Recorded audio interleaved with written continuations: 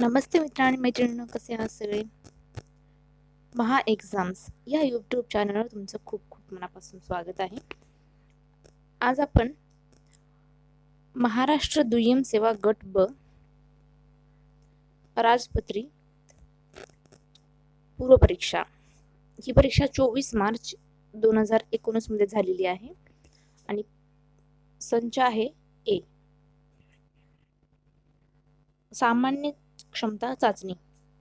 तर या प्रश्नपत्रिकेचा आज आपण ॲनालिसिस करणार आहोत. जितकं होईल तितकं डिटेलमध्ये बघायचा प्रयत्न करणार आहोत. चला तर मग विषयाला सुरुवात करूयात. त्याआधी जर तुम्ही माझ्या चॅनलवर नवीन असाल तर प्लीज माझ्या चॅनलला सबस्क्राईब करा, शेअर करा, लाईक करा. तुमचे काही प्रश्न असतील तर प्लीज ते मला कमेंट करा. चला तर मग विषयाला सुरुवात करूयात. तर पहिला प्रश्न आहे, खालील विधाने विचारात घ्या. पहिलं विधान आहे, 2017 साली जगात कार्बन डायऑक्साईडचे सर्वाधिक उत्सर्जन करणाऱ्यांमध्ये भारताचे चौथे स्थान आहे. दुसरं विधान आहे, 2017 मधील जगात सर्वाधिक उत्सर्जन करणाऱ्यांमध्ये चीन, अमेरिका, युरोपियन युनियन आणि भारत या चौघांचा समावेश असून त्यांचा जागतिक उत्सर्जनामध्ये हिस्सा 58% एवढा आहे. आणि तिसरं विधान आहे, जागतिक उत्सर्जनामध्ये भारताचा हिस्सा 15% आहे. तर याचं अचूक उत्तर काय असेल ते तुम्ही शोधायचा प्रयत्न करा.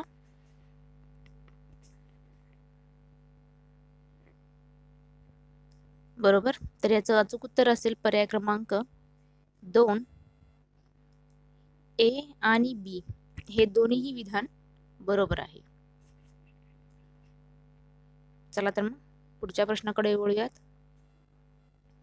पुढचा प्रश्न आहे, महिला व बाल विकास मंत्रालयाने कोणते ऑनलाईन पोर्टल सुरू केले आहे ज्यामुळे केंद्र सरकारच्या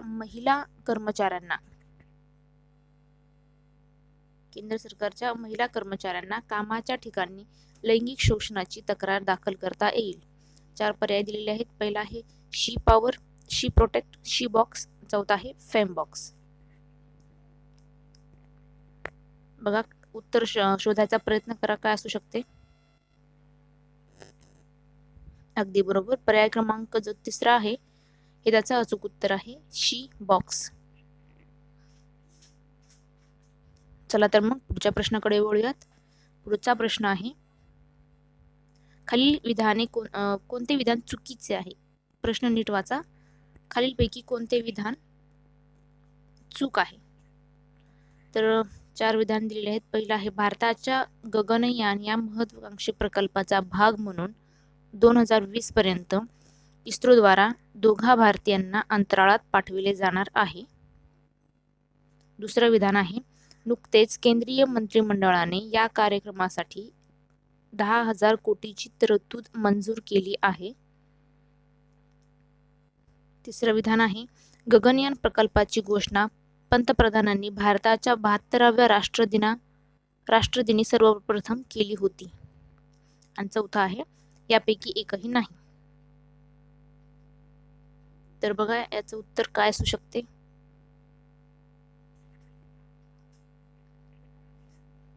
अगदी बरोबर. तर याचं उत्तर आहे पर्याय क्रमांक 1. ही दोनही विधाने बरोबर आहेत. हे विधान चुकीचे आहे. तर आपल्याला विचारले काय, तर चुकीचे विधान कोणते. तर पर्याय क्रमांक 1 जो आहे हे चुकीचे विधान आहे, म्हणून प्रश्न क्रमांक 3 चे उत्तर 1 असेल. चला तर मग पुढच्या प्रश्नाकडे वळूयात. पुढचा प्रश्न आहे, सुकन्या समृद्धी योजनेबाबत पुढीलपैकी कोणते विधान किंवा विधाने अयोग्य आहे. अयोग्य विधान विचारले. पहिला आहे, 2015 मध्ये ही योजना सुरू झाली. बेटी बचाओ बेटी पढाओ आंदोलनाचा ही योजना भाग आहे. तिसरा आहे, मुलींच्या शिक्षणाचा खर्च पूर्तीसाठी टपाल खात्यात विशेष खाते उघडणे या योजनेअंतर्गत आवश्यक आहे. आणि चौथा आहे या योजनेअंतर्गत मुलींच्या विवाहासाठीचा खर्च समाविष्ट नाही. तर बघा काय असू शकतं उत्तर. अगदी बरोबर. तर याचं अचूक उत्तर आहे पर्याय क्रमांक 3. मुलींच्या शिक्षणाचा खर्च पूर्तीसाठी टपाल खात्यात विशेष खाते उघडणे या योजनेअंतर्गत आवश्यक आहे, असं हे विधान आहे. त्यामुळे पर्याय क्रमांक 4 च हे प्रश्न क्रमांक 4 चे उत्तर असेल पर्याय क्रमांक 3. हेच अचूक उत्तर असेल. चला तर मग पुढच्या प्रश्नाकडे वळूयात. पुढचा प्रश्न आहे 2018च्या पद्मभूषण पुरस्काराबाबत जोड्या लावा. एका साईडला व्यक्ती दिलेली आहेत आणि ब गट जो आहे ते क्षेत्र आहे. तर पहिले आहे आर नागास्वामी, दुसरे आहेत वेदप्रकाश नंदा, तिसरे आहेत अरविंद पारेख आणि चौथे आहेत लक्ष्मण पै. तर याचं अचूक उत्तर काय असेल.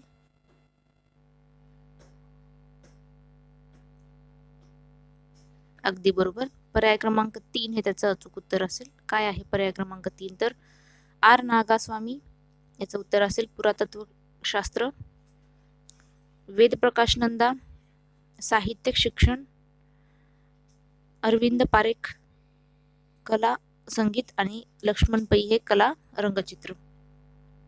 तर यांच्याविषयी आपण थोडक्यात जाणून घेऊयात.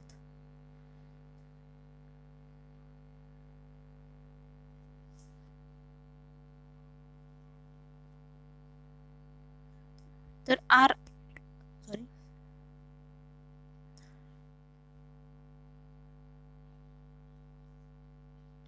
अरविंद पारेख जे आहेत त्यांचा जन्म 19 ऑक्टोबर 1927 मध्ये अहमदाबाद येथे झाला. ते हिंदुस्थानी क्लासिकल म्युझिक साठी प्रसिद्ध होते. त्याच्यानंतर त्यांचे वाद्य जे आहे ते सितार आहे. ह्या गोष्टी तुम्ही लक्षात ठेवाव्यात. त्याच्यानंतर लक्ष्मण पै बद्दल थोडक्यात जाणून घेऊया. लक्ष्मण पै जे आहेत त्यांचा जन्म 21 जानेवारी 1926 मध्ये झाला गोवामध्ये. ते पेंटर होते, म्हणजे रंगचित्रकला यासाठी ते प्रसिद्ध होते. तर प्रश्न क्रमांक 5 चे उत्तर असेल पर्याय क्रमांक 3. चला तर मग पुढच्या प्रश्नाकडे वळूयात. पुढचा प्रश्न आहे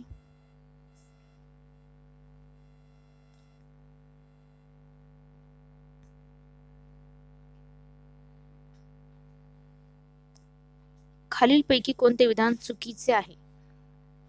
कोणते विधान चुकीचे आहे असं विचारले. तर पहिलं जे विधान आहे ते बघूयात काय आहे. तर पहिले जे आहे ते श्री दलवीर भंडारी यांची आंतरराष्ट्रीय न्यायालयाचे न्यायाधीश म्हणून पुन्हा नोव्हेंबर मध्ये 2027 मध्ये निवड झाली. दुसरे विधान आहे श्री भंडारी यांना संयुक्त राष्ट्रसंघाच्या आमसभेत 193 पैकी 183 मते मिळाली. हे दुसरं विधान. तिसरं आहे 1945 साली आंतरराष्ट्रीय न्यायालयाची स्थापना झाल्यापासून या न्यायालयात ब्रिटिश न्यायाधीश असणार नाही अशी ही पहिलीच वेळ आहे. आणि पर्याय क्रमांक जो चौथा आहे तो यापैकी एकही नाही. तर याचं अचूक उत्तर काय असेल तर काय असू शकते जर बघा काय असेल, गेस करा. अगदी बरोबर. पर्याय क्रमांक 4 आहे यापैकी एकही नाही. म्हणजे हे तीनही विधाने बरोबर आहेत.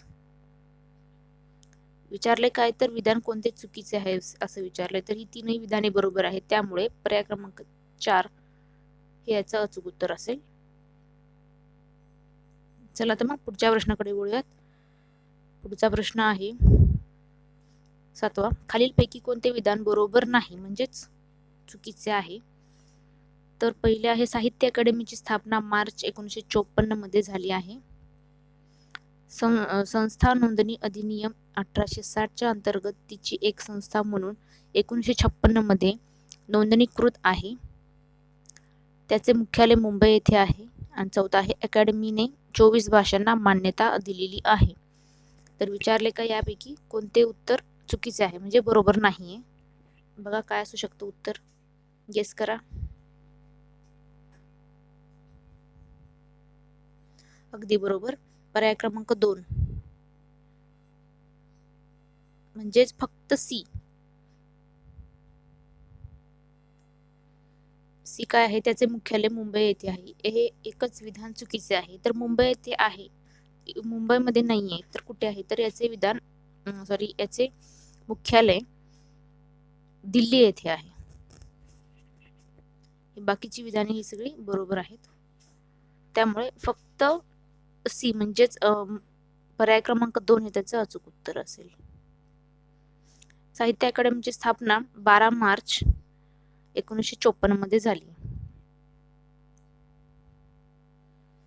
चला तर मग पुढच्या प्रश्नाकडे वळूयात. पुढचा प्रश्न आहे,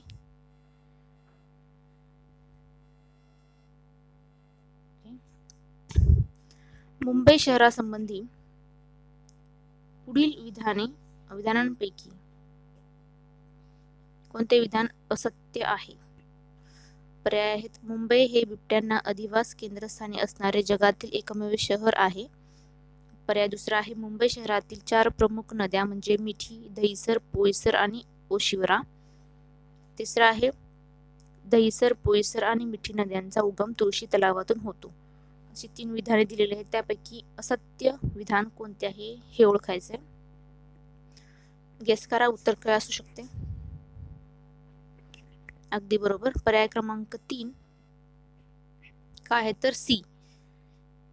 सी काय आहे तर दहिसर, पोयसर आणि मिठी नद्यांचा उगम तुळशी तलावातून होतो, हे त्याचं अचूक उत्तर असेल. चला तर मग पुढच्या प्रश्नाकडे वळूयात.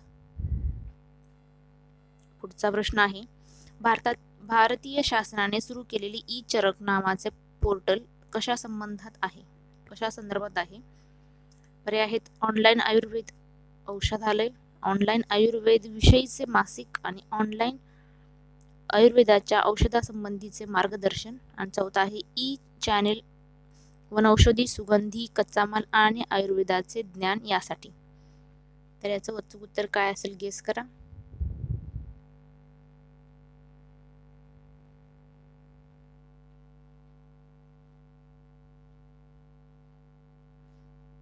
अगदी बरोबर, पर्याय क्रमांक 4 जे आहे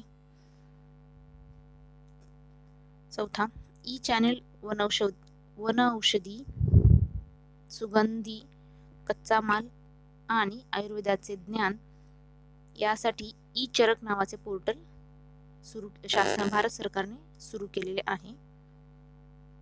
तर पर्याय क्रमांक 4 हे त्याचं अचूक उत्तर असेल.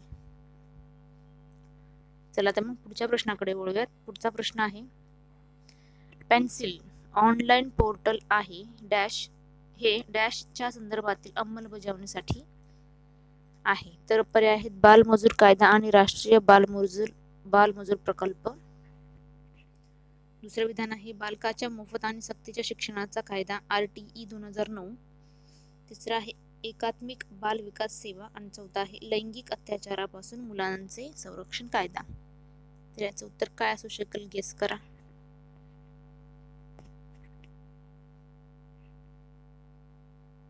अगदी बरोबर, पर्याय क्रमांक 1 म्हणजेच बालमजूर कायदा आणि राष्ट्रीय बालमजूर प्रकल्पाच्या संदर्भात पेन्सिल हे ऑनलाईन पोर्टल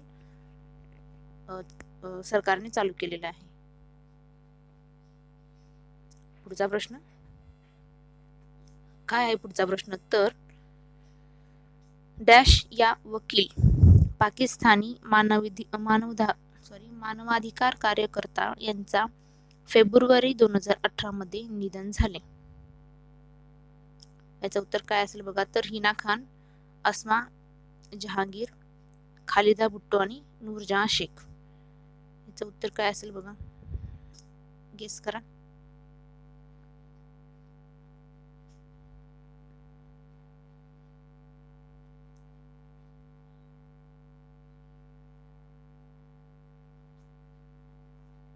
अगदी बरोबर, पर्याय क्रमांक 2 हे जे आहे अस्मा जहांगीर या वकील पाकिस्तानी मानवाधिकार कार्यकर्ता होत्या. त्यांचा जन्म 27 जानेवारी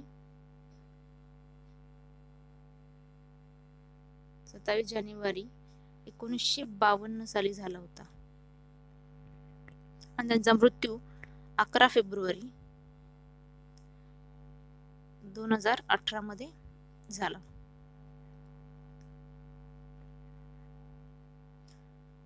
चला तर मग पुढच्या प्रश्नाकडे वळूयात. पुढचा प्रश्न आहे,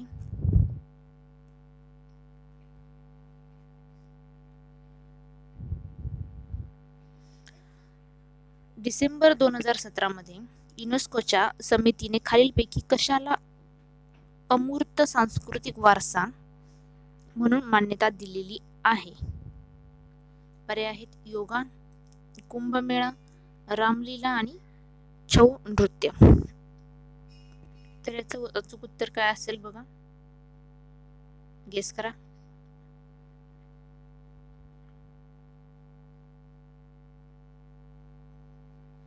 अगदी बरोबर. पर्याय क्रमांक 2 जे आहे कुंभमेळा हे त्याचं अचूक उत्तर आहे. तर जगभरात प्रसिद्ध असलेला भारताचा कुंभमेळा आता जागतिक दर्जा प्राप्त झालेला आहे. तर का तर संयुक्त राष्ट्राचा घटक असलेला युनेस्को, हे काय, संयुक्त राष्ट्राचा घटक असलेला युनेस्को कुंभमेळा हा मानवतेचा अमूर्त सांस्कृतिक वारसा असल्याचे जाहीर केले आहे. याआधी गेल्या 2 वर्षांमध्ये योग आणि नवरोज हा पारसी नववर्ष आहे, याचा समावेश सांस्कृतिक वारशाच्या यादीमध्ये करण्यात आलेला आहे कुणीतर युनेस्कोने.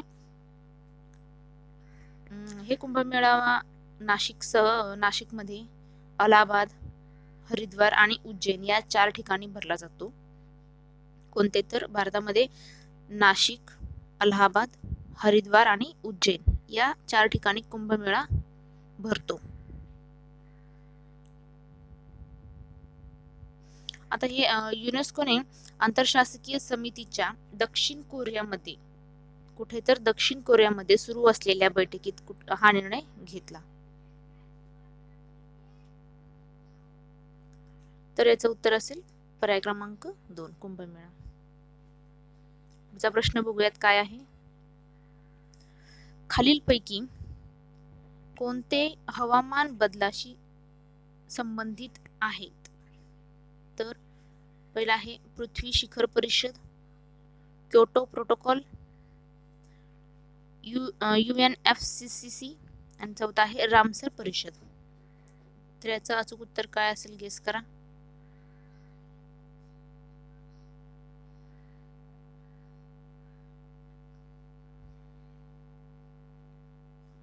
अगदी बरोबर. पर्याय क्रमांक 4 जे आहे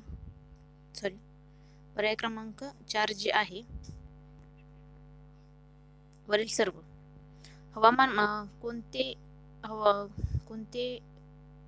हवामान बदलाशी संबंधित आहे असं विचारलं होतं. तर 4ही पृथ्वी शिखर परिषद, क्योटो प्रोटोकॉल, UNFCCC आणि रामसर परिषद हे 4ही विधाने अगदी बरोबर आहेत. तर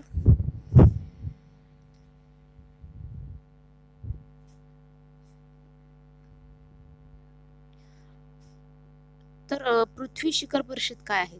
तर United nations conference on environment and development म्हणजेच UNCED,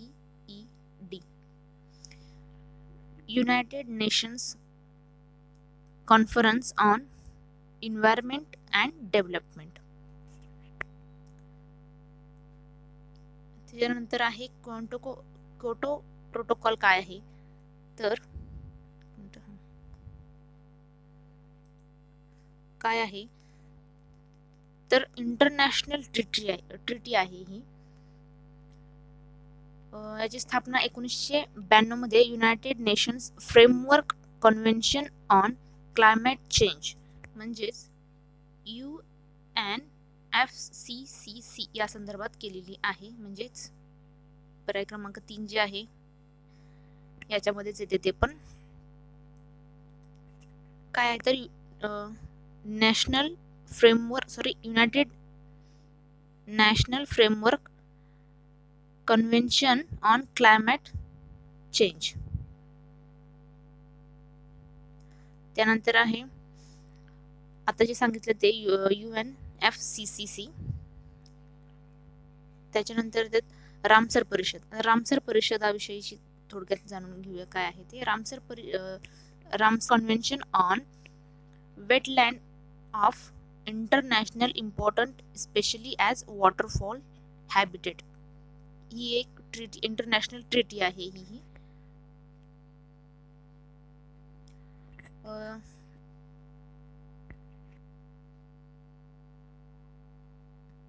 याची स्थापना 2 फेब्रुवारी 1971 मध्ये झालेली. 1971 साली याची स्थापना झालेली आहे. चला तर मग पुढच्या प्रश्नाकडे वळूयात. तर याचं उत्तर असे पर्याय क्रमांक 4 वरील सर्व. पुढचा प्रश्न बघूया काय आहे. ओके. जगातील 7 समुद्रांची यशस्वी जलतरण मोहीम करणारा पहिला भारतीय कोण? पहिला आहे तारानाथ शनाय, रोहन मोरे, वीर धवल खाडे आणि चौथा आहे अश्विन मेनन. तर याचं अचूक उत्तर काय असेल गेस करा.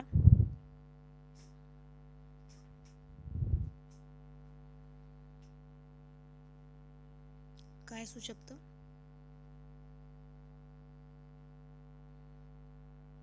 अगदी बरोबर. पर्याय क्रमांक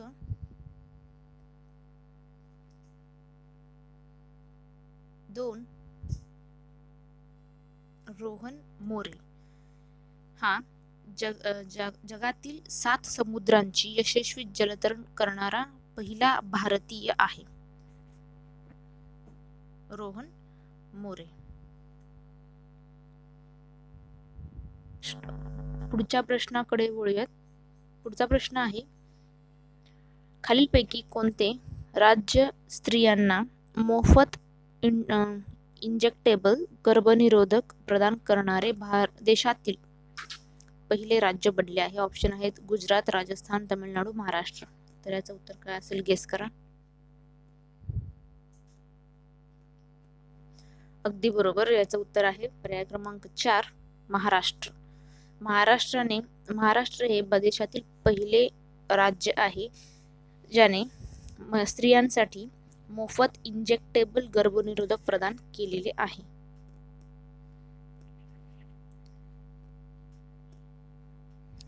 चला तर पुढचा प्रश्न बघूयात.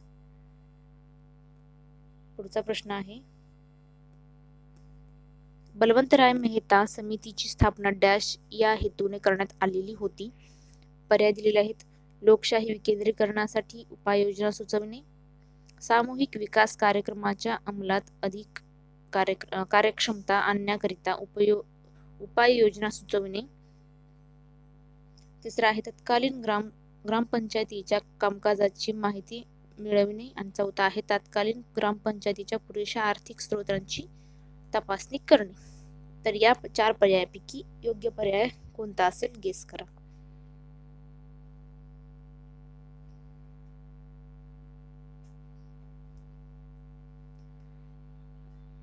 अगदी बरोबर. पर्याय क्रमांक 2 जे आहे सामूहिक विकास कार्यक्रमाच्या अंमलात अधिक कार्यक्षमता आणण्याकरिता उपाययोजना सुचवणे हे याचं अचूक उत्तर असेल. पुढचा प्रश्न बघूयात काय आहे.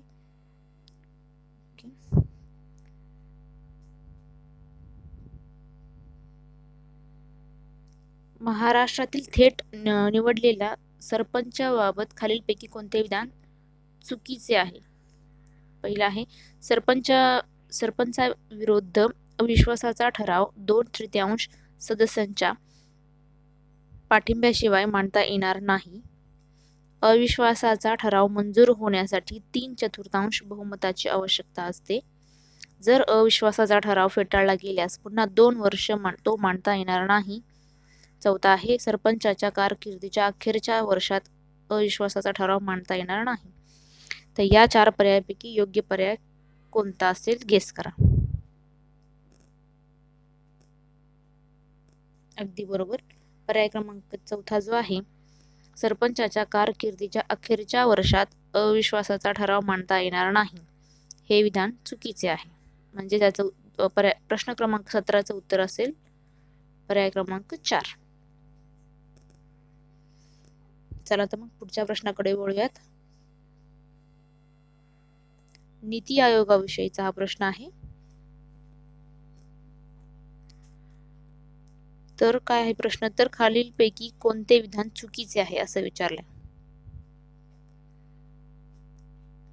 तर पहिला पर्याय आहे, पहिले विधान आहे, नीती आयोगात नीती म्हणजे national institute for transforming India. त्यानंतर दुसरा आहे, 1 जानेवारी 2015 मध्ये त्याची स्थापना झाली. तिसरा आहे, पंतप्रधान या नीती आयोगाचे अध्यक्ष असतात. तर याचं अचूक उत्तर काय असेल शोधा, गेस करा काय असू शकतं.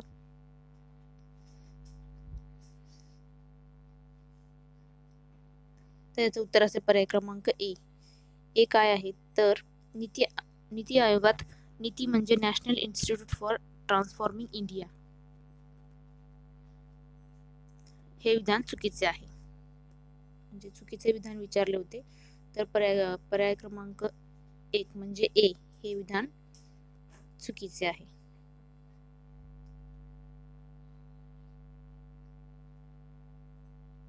तर काय आहे, तर नॅशनल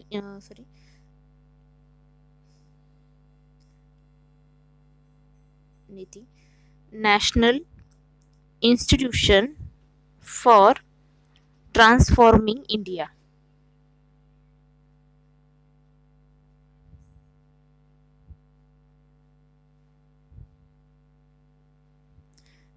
इथं नॅशनल इन्स्टिट्यूट नाहीये, नॅशनल इन्स्टिट्यूशन असा हा शब्द आहे. त्यामुळे पर्याय क्रमांक 1 जो आहे ए हे चुकीचे विधान आहे. म्हणजे 18चं उत्तर ए आहे. तर नॅशनल इन्स्टिट्यूट नसून इन्स्टिट्यूशन फॉर ट्रान्सफॉर्मिंग इंडिया हे आहे. त्यानंतर नीती आयोगाची स्थापना 1 जानेवारी नीती आयोगाची स्थापना 1 जानेवारी 2015 मध्ये झाली. हे विधान हेही बरोबर आहे. पंतप्रधान या नीती आयोगाचे अध्यक्ष असतात, हेही विधान बरोबर आहे.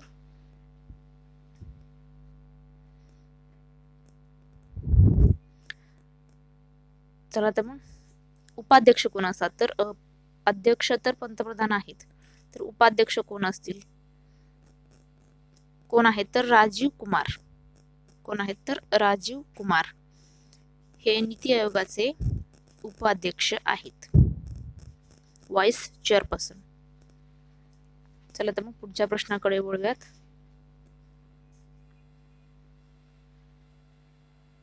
कलमे दिलेली आहेत.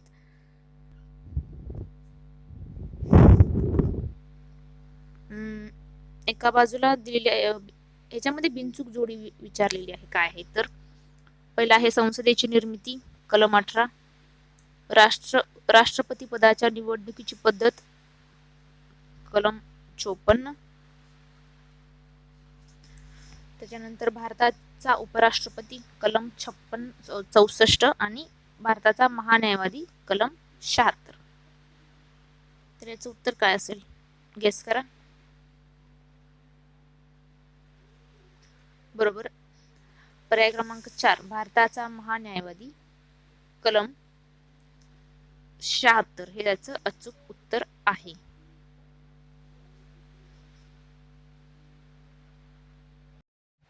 पुढचा प्रश्न आहे प्रश्न क्रमांक 20. खालील विधाने लक्षात घ्या.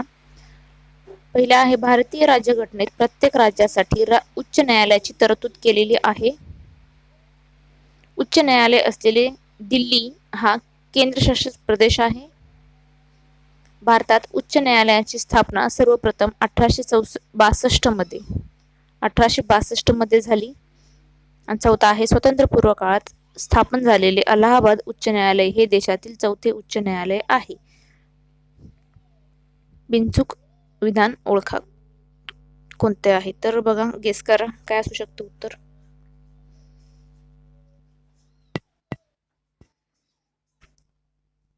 अगदी बरोबर, पर्याय क्रमांक 4 म्हणजे सर्व विधाने बिनचूक आहे. तर पर्याय क्रमांक 4 हे त्याचं अचूक उत्तर असेल. पुढच्या प्रश्नाकडे वळूयात. पुढचा प्रश्न आहे प्रश्न क्रमांक 21. पैकी कोणत्या तरतुदी राज्यघटनेच्या अनुच्छेद 164 मध्ये आहेत? पहिले आहे मुख्यमंत्री राज्यपालाकडून नियुक्त केले जाईल आणि इतर मंत्री राज्यपालाकडून मुख्यमंत्र्यांच्या सल्ल्यानुसार नियुक्त केले जातील. दुसरा आहे राज्याच्या प्रशासन संबंधी मंत्री परिषदेचे सर्व निर्णय राज्यपालास कळविणे हे मुख्यमंत्र्यांचे कर्तव्य आहे. तिसरा आहे मंत्री परिषद राज्याच्या विधानसभेत सामुदायिकरित्या जबाबदार आहेत. आणि चौथा आहे मंत्री परिषदेतील मुख्यमंत्र्यांसहित एकूण मंत्र्यांची संख्या राज्याच्या विधानसभेतील एकूण आमदार संख्येच्या 15% अधिक असणार नाही. तर याचं उत्तर काय, या प्रश्नाचं उत्तर काय असेल, गेस करा.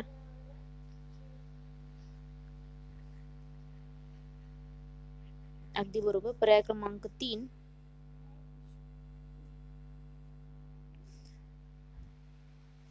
राज्यघटनेच्या अनुच्छेद 164 मध्ये असं दिलेले आहे, मंत्री परिषदेत राज्याच्या विधानसभेस सामुदायिकरित्या जबाबदार असेल. हे अनुच्छेद 164 राज्यघटनेच्या अनुच्छेद मध्ये दिलेलं आहे, 164. तर याचं उत्तर असेल पर्याय क्रमांक 3. चला तर मग पुढच्या प्रश्नाकडे वळूयात. पुढचा प्रश्न आहे प्रश्न क्रमांक पर्याय क्रमांक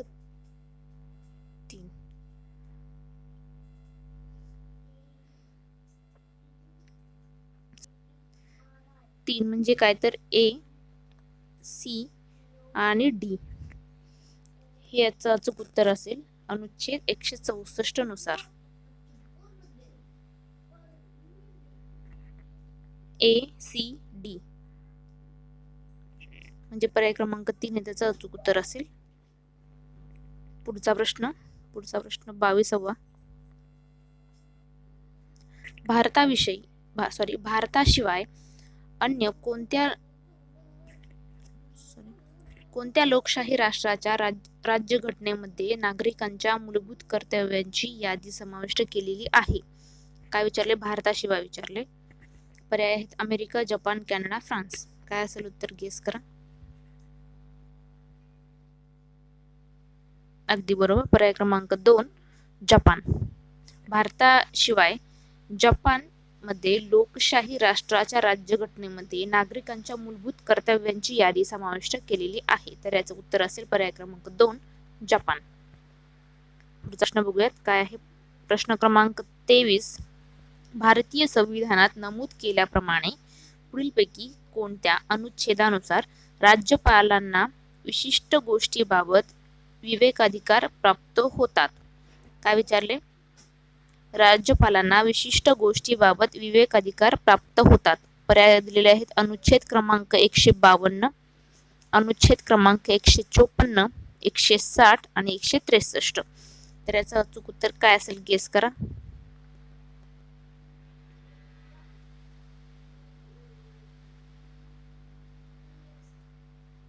अगदी बरोबर, पर्याय क्रमांक 163.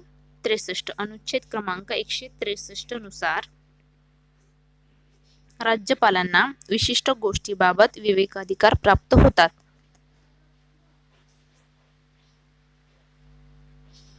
पुढचा प्रश्न बघूयात काय आहे. प्रश्न क्रमांक 24. जर लोकशाहीचे मूल्यमापन केले तर खालील विधाने लोकशाही व्यवस्थेला अनुसरून नाही. हे कोणते ते कोणते विधान आहे ते ओळखा. अनुसरून नाही असं विचारलंय. पहिला आहे मुफ्त आणि निपक्षपाती निवडणुका, व्यक्तीची प्रतिष्ठा, अल्पसंख्याकांचे शासन. चौथा आहे कायद्यासमोर समानता. पर्याय दिलेले आहेत फक्त ए, बी, सी आणि एडी.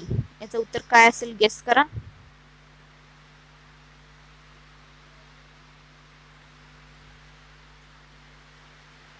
अगदी बरोबर. पर्याय क्रमांक 3 फक्त सी, अल्पसंख्याकांचे शासन. हे जे विधान आहे हे विधान लोकशाही व्यवस्थेला अनुसरून नाहीये, अल्पसंख्याकांचे शासन. तो पर्याय क्रमांक 3 हे याचं अचूक उत्तर आहे. पुढचा प्रश्न बघूयात. प्रश्न क्रमांक 25. योग्य जोडी निवडा. एका साईडला विषय आहेत, दुसऱ्या साईडला बी साईडला संविधानातील सूची दिलेली आहे. तर योग्य जोडी कोणती आहे? तर दिव्यांग आणि बेरोजगार यांना सहाय्य हे राज्य सूचीमध्ये दिलेले आहे.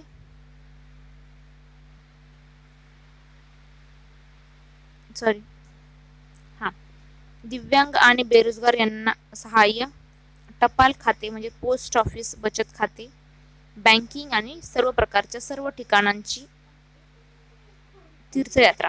तर याचं उत्तर काय असेल गेस करा.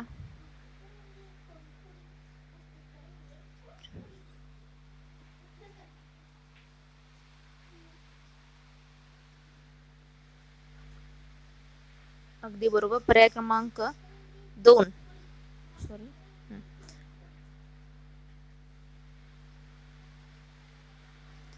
पर्याय क्रमांक 2 जे आहे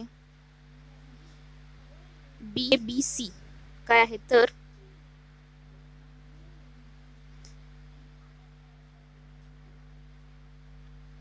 योग्य जोडी विचारली तर ए, बी, सी हे तीनही बरोबर आहे. दिव्यांग आणि बेरोजगार यांना सहाय्य राज्यसूची, टपाल खाते म्हणजे पोस्ट ऑफिस, बचत खाते संघसूची, बँकिंग संघसूची ही तीनही विधाने किंवा जोड्या बरोबर आहेत. पुढच्या प्रश्नाकडे वळू. म्हणून पर्याय क्रमांक जो 2 आहे हे त्याचं अचूक उत्तर असेल. चला तर मग पुढच्या प्रश्नाकडे वळूयात. प्रश्न क्रमांक 26. छत्रपती शाहू महाराज यांनी खालीलपैकी कोणत्या वृत्तपत्रांना आर्थिक मदत केली होती? तर पर्याय दिलेले आहेत विजयी मराठा, तरुण मराठा, कैवारी आणि तेज. याचं उत्तर काय असेल गेस करा.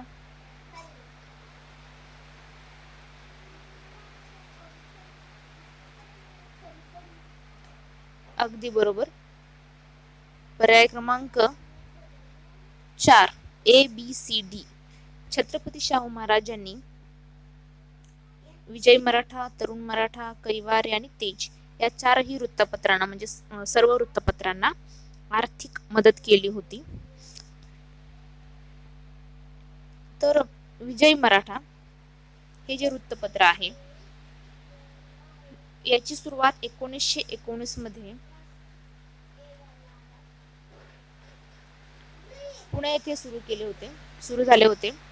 या वृत्तपत्राचे संपादक होते श्रीपतराव शिंदे.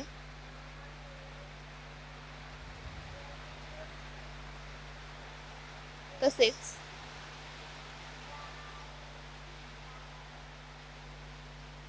तरुण मराठा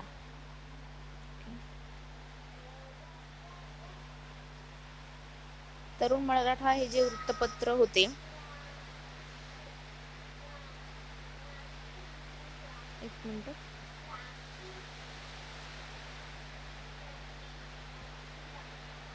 ओके. तरुण मराठा हे वृत्तपत्र 1920 साली सखाराम पांडुरंग सावंत यांनी तरुण मराठा हे वृत्तपत्र सुरू केले.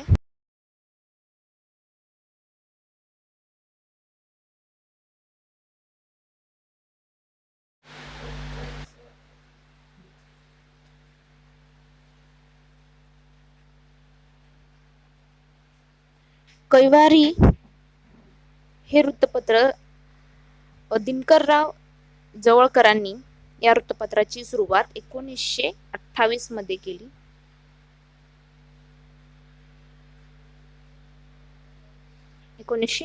मध्ये दिनकरराव जवळकरांनी या वृत्तपत्राची सुरुवात केली.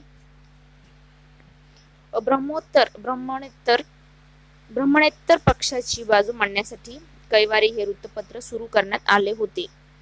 लक्षात ठेवा, ब्राह्मणेतर पक्षाची बाजू मांडण्यासाठी कैवारी हे वृत्तपत्र सुरू करण्यात आले होते. त्याचे मुख्य संपादक होते दिनकरराव जवळकर, गणपतराव जाधव. याचे मुख्यालय कुठे असेल ते या वृत्तपत्राचे तर महाराष्ट्रामध्ये आहे. चला तर मग पुढचा प्रश्न बघूयात. सतीच्या चालीचे निर्मूलन करण्यासाठी जॉन माल्कन यांनी मुंबईत चालविलेल्या प्रयत्नांना डॅश यांनी पाठिंबा दिला. ऑप्शन आहेत, पर्याय आहेत नाना शंकरसेठ, भाऊ दाजी लाड, बाळशास्त्री जांभेकर, भाऊ महाजन. याचं उत्तर काय असेल गेस करा.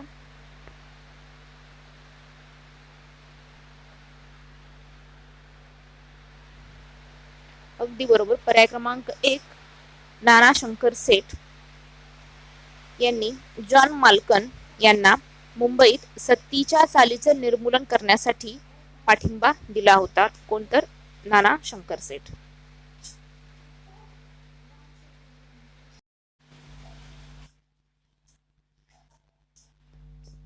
पुढचा प्रश्न बघूयात काय आहे. पुढीलपैकी कोणत्या व्यक्तीने शालोपयोगी पुस्तके लिहिली? पर्याय आहेत काशीनाथ छत्रे, जगन्नाथ शास्त्री क्रमवंत, हरी केशवजी आणि कॅप्टन जॉर्ज जर्विस. पर्याय दिलेले आहेत A B, B D, A C, A B C D. या प्रश्नाचं उत्तर तुम्ही मला कमेंट बॉक्स मध्ये कमेंट करून सांगायचं आहे. चला तर मग पुढच्या प्रश्नाकडे वळूयात. प्रश्न क्रमांक 30. शाहू महाराजांनी नवीन शंकराचार्य म्हणून कोणाला नेमले? पर्याय आहेत सदाशिवराव भाऊ बोकील, सदाशिवराव भाऊ साहेब, सदाशिवराव बेनाडीकर, सदाशिवराव आठवले. याचं उत्तर काय असेल गेस करा.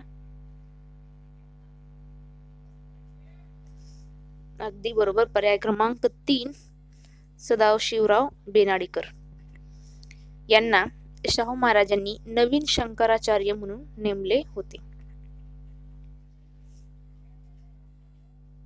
पुढचा प्रश्न. प्रतियोगिता सहकार पक्ष स्थापनेत डॅश यांचा सहभाग होता. पर्याय आहेत न ची केळकर, मदन मोहन मालवीय, डॉक्टर बाशी मुंजे आणि चौथा आहे लोकनायक माननीय श्री अने. तर याचं उत्तर काय असेल गेस करा. अगदी बरोबर. पर्याय क्रमांक 4 ए बी सी डी या चारही जणांचा प्रतियोगिता सहकार पक्ष स्थापनेत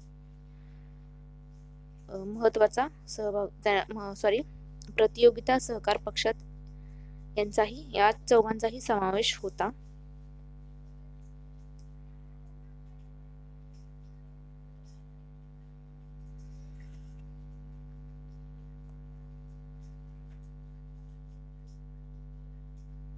पुढचा प्रश्न आहे.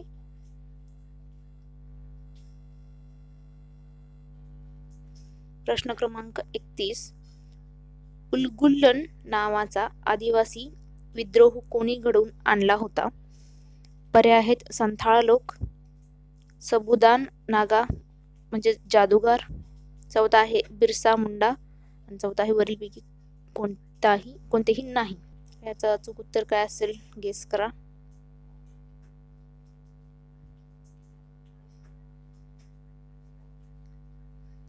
अगदी बरोबर. पर्याय क्रमांक 3 जे आहे बिरसा मुंडा या आदिवासींनी उलगुलन नावाचा आदिवासी विद्रोह घडवून आणला होता. बिरसा मुंडा यांचा जन्म 15 नोव्हेंबर 1875 मध्ये झाला होता.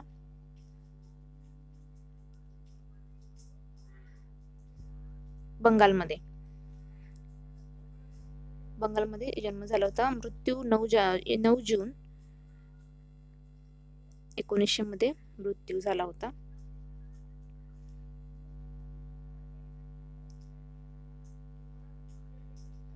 बिरसा मुंडा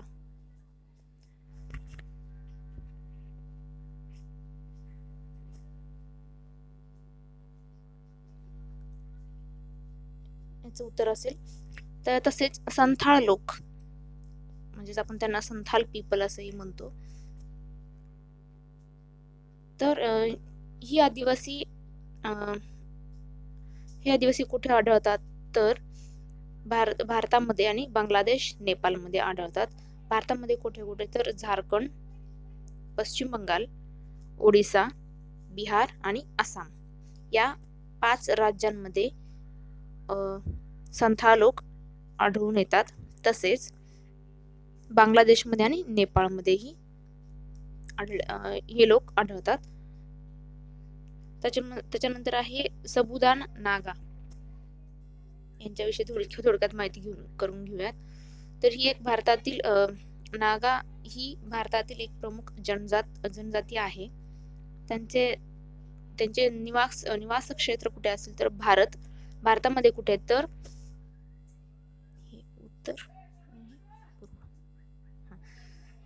तर हे लोक कुठे आढळतात? तर उत्तर पूर्व क्षेत्रामध्ये, पूर्व उत्तर ह्या क्षेत्रामध्ये सबुदान नागा ही जनजात आढळली जाते. तसेच म्यानमार येथे पश्चिमोत्तर क्षेत्रामध्ये, तसेच भारतामध्ये सर्वाधिक कुठे आढळते? तर नागालँड मध्ये या लोकांची जनसंख्या जास्त आहे. तसेच मणिपूर, आसाम, अरुणाचल प्रदेश या ठिकाणीही ही जमात आढळून येते.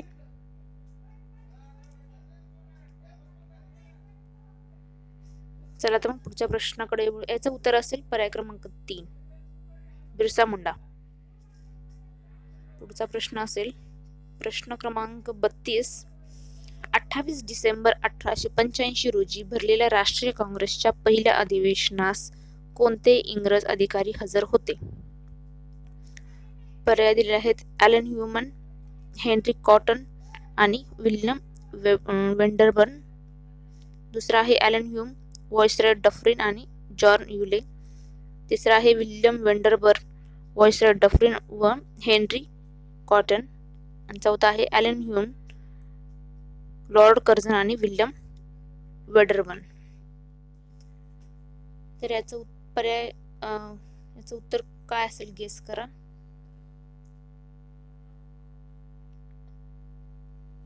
अगदी बरोबर. पर्याय क्रमांक 1 हे जे आहे ॲलन ह्युम, हेनरी कॉटन आणि विल्यम वेंडरबर्न हे 3 अधिकारी राष्ट्रीय म्हणजे 28 डिसेंबर 1885 रोजी भरलेल्या राष्ट्रीय काँग्रेसच्या पहिल्या अधिवेशनास हे 3 इंग्रज अधिकारी हजर होते.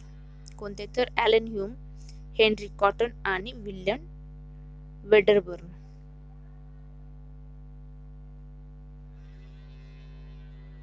पुढच्या प्रश्नाकडे वळूयात. पुढचा प्रश्न आहे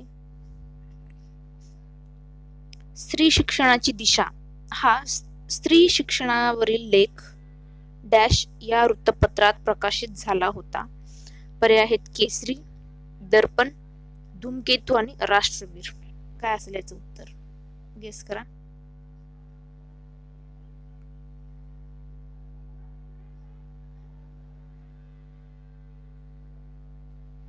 अगदी बरोबर. पर्याय क्रमांक 1 केसरी. केसरी या वृत्तपत्रात स्त्री शिक्षणाची दिशा हा स्त्री शिक्षणावरील लेख केसरी या वृत्तपत्रात प्रकाशित झाला होता. तर केसरी हे वृत्तपत्र मराठीमध्ये आहे. सॉरी केसरी हे वृत्तपत्र 4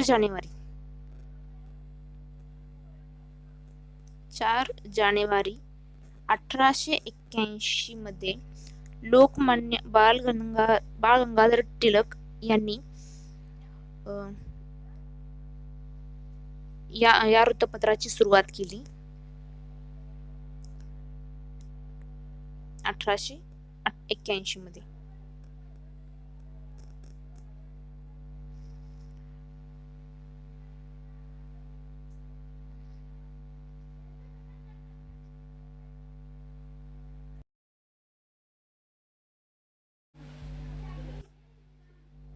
तर हे वृत्तपत्र मराठीतून होते. या वृत्तपत्राची भाषा ही मराठी होती. तसेच पुढचे आहे दर्पण. दर्पण हे वृत्तपत्र बाळशास्त्री जांभेकर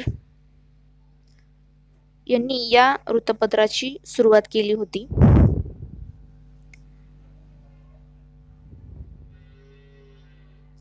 हे मराठीतील पहिले वृत्तपत्र मानले जाते. तसेच ह्या वृत्तपत्राची भाषा मराठीच होती. मराठी. पुढचे वृत्तपत्र आहे धूमकेतू. धूमकेतू हे याची सुरुवात 11 ऑगस्ट 1922 मध्ये झाली होती. 11 ऑगस्ट 1922 मध्ये या वृत्तपत्राची हे वृत्तपत्र नव्हतं. पहिली गोष्ट, हे एक मासिक होतं जे आठवड्यामध्ये एकदाच प्रकाशित होत होतं.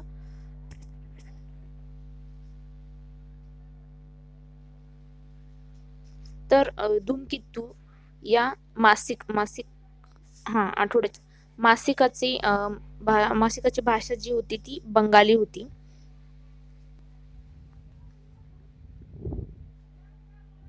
ओके. पुढच्या आहे तर याचं उत्तर आहे पर्याय क्रमांक 1 केसरी. हे लोकमान्य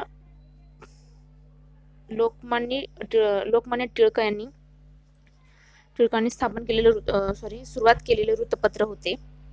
तर या वृत्तपत्राची भाषा ही मराठी होती. या मराठी वृत्तपत्रामध्ये या केसरी वृत्तपत्रामध्ये स्त्री शिक्षणाची दिशा हा स्त्री शिक्षणावरील लेख प्रकाशित झाला होता.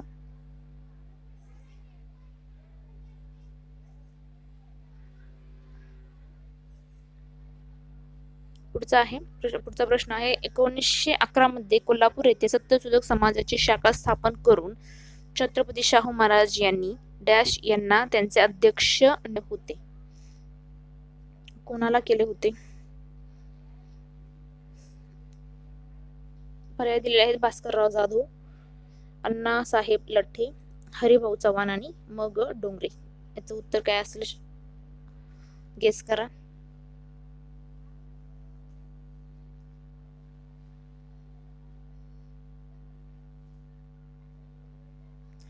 अगदी बरोबर.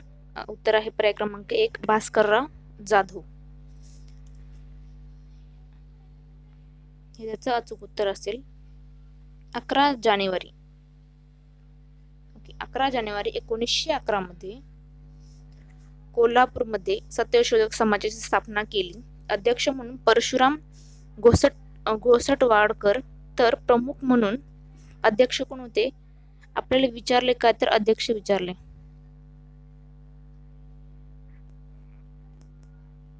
तर प्रमुख म्हणून भास्करराव जाधव हे काम पाहत.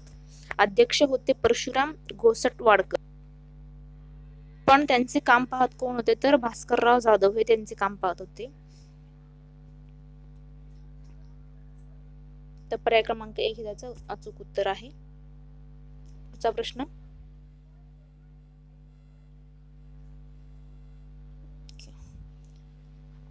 भारतीय राष्ट्रीय काँग्रेसची खालीलपैकी कोणती अधिवेशने मुंबई येथे आयोजित करण्यात आली होती? प्रथम 1885, पाचवे 1889, 20वे 1904 आणि 31वे 1915.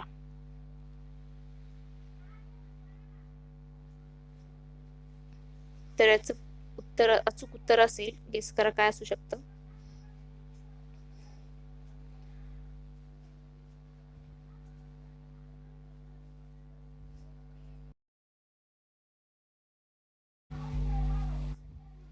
पर्याय क्रमांक 4 ABCD म्हणजे प्रथम, पाचवे, 20वे आणि 31वे ही चारही राष्ट्रीय काँग्रेसची अधिवेशने ही मुंबई येथे आयोजित केली होती. तर पर्याय क्रमांक 4 हे त्याचं अचूक उत्तर आहे. तर प्रथम जे भारतीय राष्ट्रीय काँग्रेसचे अधिवेशन जे झाले ते मुंबई येथे झाले हे आपल्याला माहितीच आहे. त्याचे अध्यक्ष कोण होते? तर प्रथम जे होते 1885 मध्ये जे मुंबईमध्ये 28 डिसेंबर 1885 याचे अध्यक्ष जे होते ते ओमकेश चंद्र बॅनर्जी हे त्याचे अध्यक्ष ह्या काँग्रेस अधिवेशनाचे अध्यक्ष होते. त्यानंतर पाचवे 1889 मध्ये जे अधिवेशन झाले तेही मुंबईमध्येच होते. त्याचे अध्यक्ष होते सर विल्यम वेडरबर हे त्याचे अध्यक्ष होते.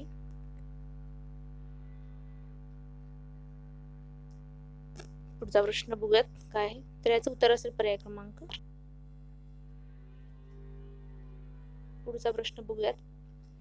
प्रश्न क्रमांक 36 जोड्या लावा. म गो रानडे, गो घ आगरकर, विरा शिंदे आणि गोह देशमुख योग्य जोडी लावायची आहे.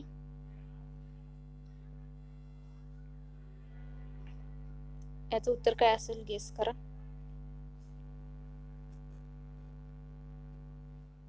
अगदी बरोबर. पर्याय क्रमांक 1 काय आहे तर म गो रानडे निफाड, गो ग आगरकर टेंबू, विरा शिंदे जमखंडी आणि गोह देशमुख हे आहेत पुण्याचे. तर पर्याय क्रमांक 1 हे त्याचं अचूक उत्तर आहे. पुढचा प्रश्न बघूयात काय आहे.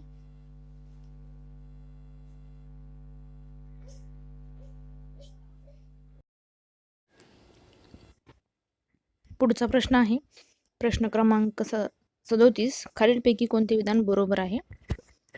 प्रश्न आहे विधान आहे अलेक्झांडर या विद्वानाच्या मते कायमधारा पद्धतीत व्यापारवादाची तत्वे दिसत नाही. दुसरे विधान आहे 1765 मध्ये ईस्ट इंडिया कंपनीला मद्रासची दिवाणी मिळाली. तिसरा आहे लॉर्ड कॉर्नवॉलिस यांनी 22 मार्च 1793 मध्ये मुंबई प्रांतात कायमधारा पद्धती लागू केल्याची घोषणा केली. आणि चौथा पर्याय आहे प्रिंगेलची पुणे जिल्ह्यात सन 1823 साली असिस्टंट रेव्हेन्यू कलेक्टर म्हणून नेमणूक झाली. तर याचं अचूक उत्तर काय असेल गेस करा.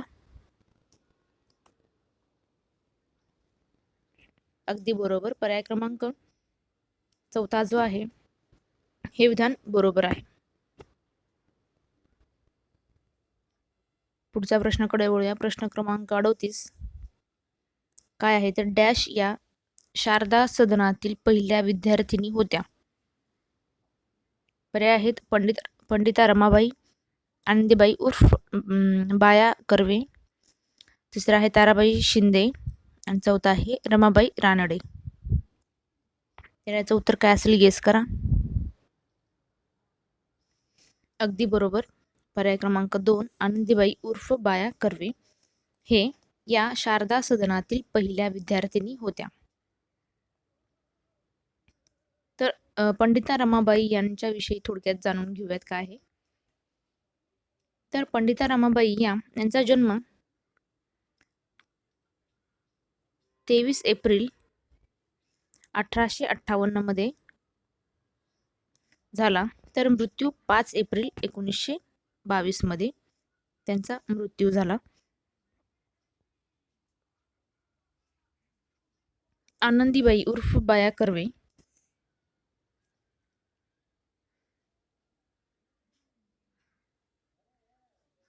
यांचा जन्म 31 मार्च 1865 मध्ये 1865 ते 1887 मृत्यू त्यांचा 1887 मध्ये झाला.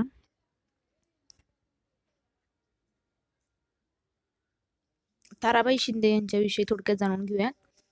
ताराबाई शिंदे यांचा जन्म 1850 ते 1910 1850 मध्ये त्यांचा जन्म झाला आणि 1910 मध्ये त्यांचा मृत्यू झाला. तसेच रमाबाई रानडे यांचा जन्म 25 जानेवारी 1862 25 जानेवारी 1862 आणि त्यांचा मृत्यू 25 जानेवारी 1924. त्याच दिवशी मृत्यू 25 जानेवारी जन्म आणि 25 जानेवारी 1924 ला त्यांचा मृत्यू झाला. तर जन्मदिवस आणि मृत्यू दिवस सेम आहे. पुढचा प्रश्न बघूयात. या प्रश्नाचं उत्तर असेल आनंदीबाई उर्फ बाया कर्वे या शारदा सदनातील पहिल्या विद्यार्थिनी होत्या. पुढचा प्रश्न बघूयात काय आहे. 1919 चा भारतीय प्रशासकीय कायदा तयार करण्यात लॉर्ड चेम्सफोर्ड यांना पुढीलपैकी कोणी मदत केली? पर्याय आहेत दादाभाई नौरोजी, सुभाषचंद्र बोस, चित्तरंजन दास, भूपेंद्रनाथ बसू.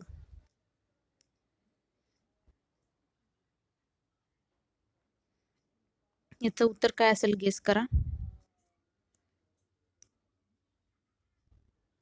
अगदी बरोबर. पर्याय क्रमांक 4 भूपेंद्रनाथ बसू यांनी 1919 चा भारतीय प्रशासकीय कायदा तयार करण्यात लॉर्ड चेम्सफोर्ड यांना मदत केली होती.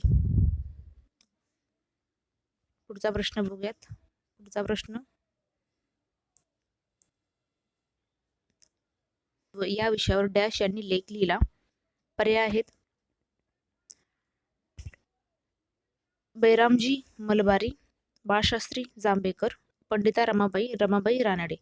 तर याचं अचूक उत्तर असेल काय असेल ते अंदाज गेस करा काय असू शकते.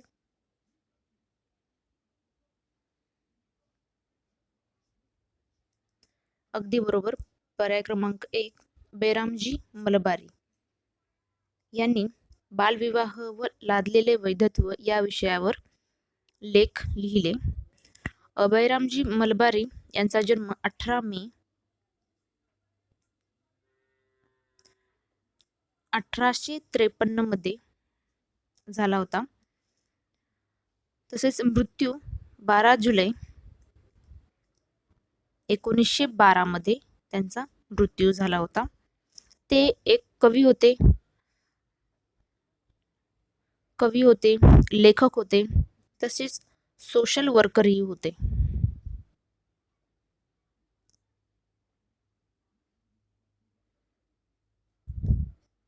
पुढचा प्रश्न. खालीलपैकी पुणे विभागात सर्वात उत्तरेकडील तालुका कोणता? पुणे विभागात सर्वाधिक उत्तरेकडील तालुका कोणता? पर्याय आहेत जुन्नर, मावळ, मेढा आणि चंदनगड. काय असं उत्तर गेस करा. अगदी बरोबर. पर्याय क्रमांक 1 जुन्नर हे पुणे विभागातील सर्वात उत्तरेकडील म्हणजे उत्तर आणि पूर्व. जुन्नर हे सर्वात उत्तरेकडील तालुका विचारला होता. तालुका आहे. पुढचा महाराष्ट्र पठारावरील सर्वात मोठे नदीचे खोरे कोणते? पर्याय दिलेले आहेत. तापी पूर्णा खोरे, गोदावरी खोरे, कृष्णा खोरे आणि भीमा खोरे. तर याचं उत्तर काय असेल गेस करा. तर याचं अचूक उत्तर असेल पर्याय क्रमांक 2 भीमा खोरे. पर्याय क्रमांक 2 गोदावरी खोरे हे महाराष्ट्र पठारावरील सर्वात मोठे नदीचे खोरे आहे. तर भीमा नदी विषयी आपण थोडक्यात माहिती जाणून घेऊयात. तर या नदीचा उगम म्हणजे भीमा नदी ही गोदावरी नदी ही भारतातील दुसऱ्या क्रमांकाची सर्वात मोठी नदी आहे. तर पहिल्या क्रमांकाची आपल्याला सर्वांनाच माहिती आहे गंगा, दुसरी आहे गोदावरी. हिचा उगम त्र्यंबकेश्वर महाराष्ट्रामध्ये होतो.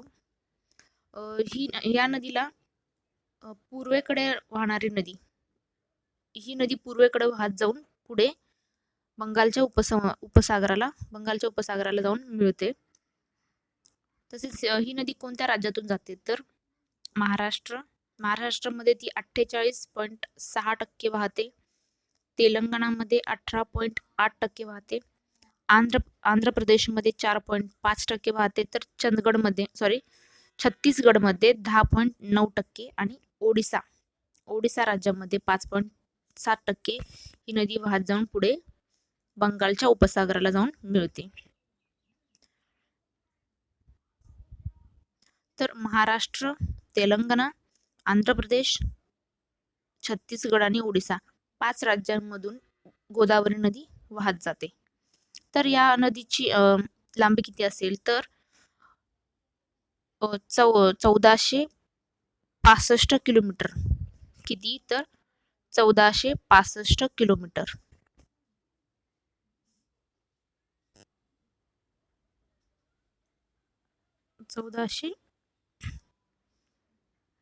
किलोमीटर.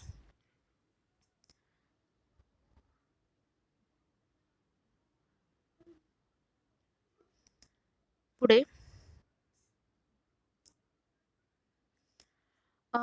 कृष्णा नदी विषयीची आपण थोडक्यात जाणून घेऊ माहिती. तर कृष्णा नदी ही भारतातील 4थ्या क्रमांकाची मोठी नदी आहे. पहिली आहे गंगा, दुसरी गोदावरी आणि तिसरी आहे ब्रह्मपुत्रा आणि चौथी आहे कृष्णा नदी.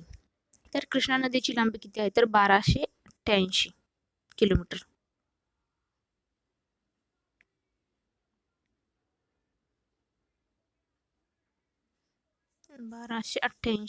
आणि 1465 किलोमीटर.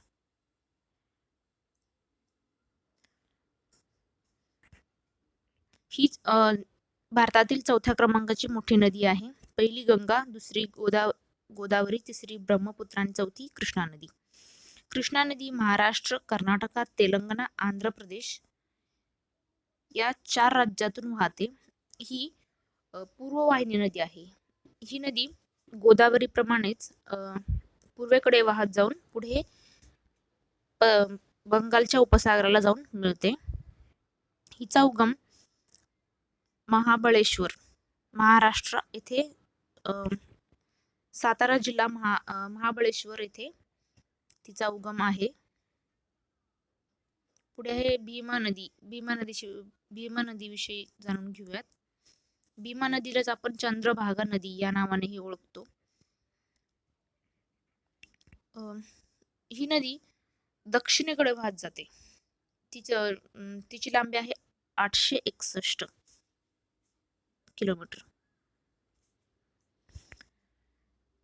ही नदी महाराष्ट्र, कर्नाटक, तेलंगणा या 3 राज्यातून वाहते. या नदीचा उगम भीमाशंकर, पुणे, महाराष्ट्र येथे झालेला आहे.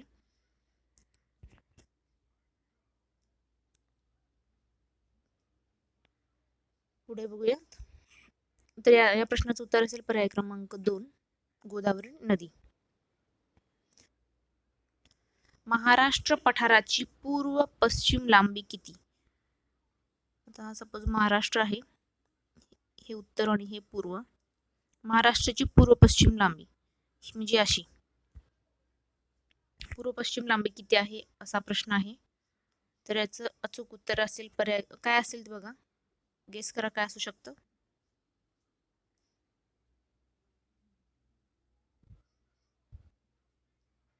अगदी बरोबर. पर्याय क्रमांक 1 जे आहे 750 किलोमीटर. काय आहे तर 750 किलोमीटर पूर्व पश्चिम.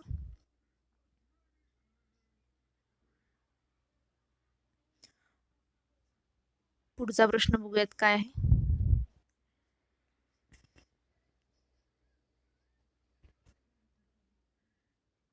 पूर्व पश्चिम लांबी पूर्व पश्चिम लांबी 750.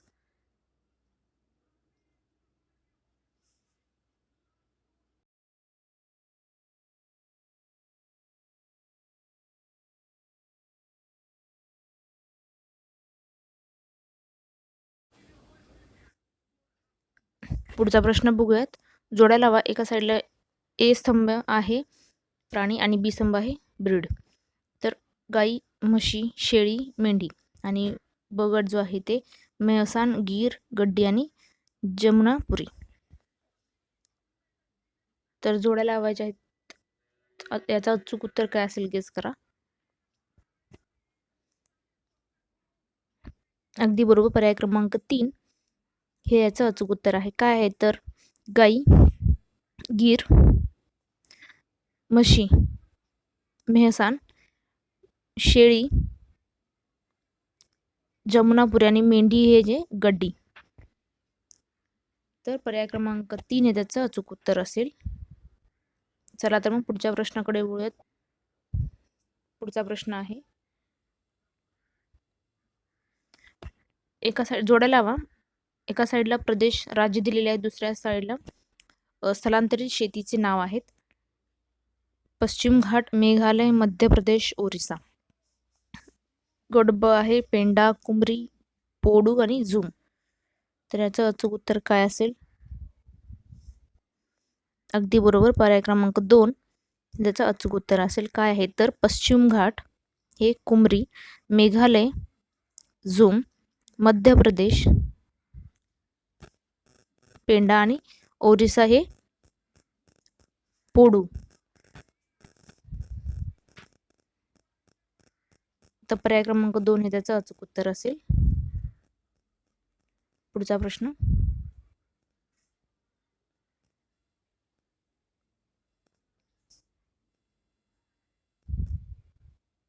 महाराष्ट्रातील खालीलपैकी सर्वात मोठा जलविद्युत प्रकल्प कोणता?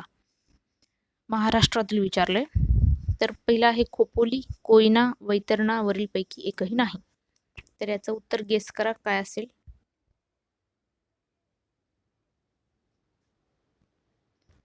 अगदी बरोबर.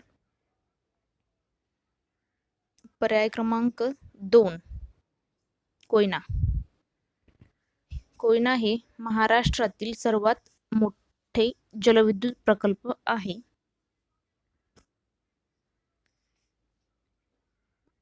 तर पहिलं कुठले आहेत तर Tehri. Tehri hydro power complex हे पहिलं आहे. हे आहे तेहरी हे जे आहे ते इथे लिहिते मी. तेहरी हे उत्तराखंड मध्ये आहे. दुसरं जे आहे कोयना म्हणजे हे आपलं. तिसरा जे आहे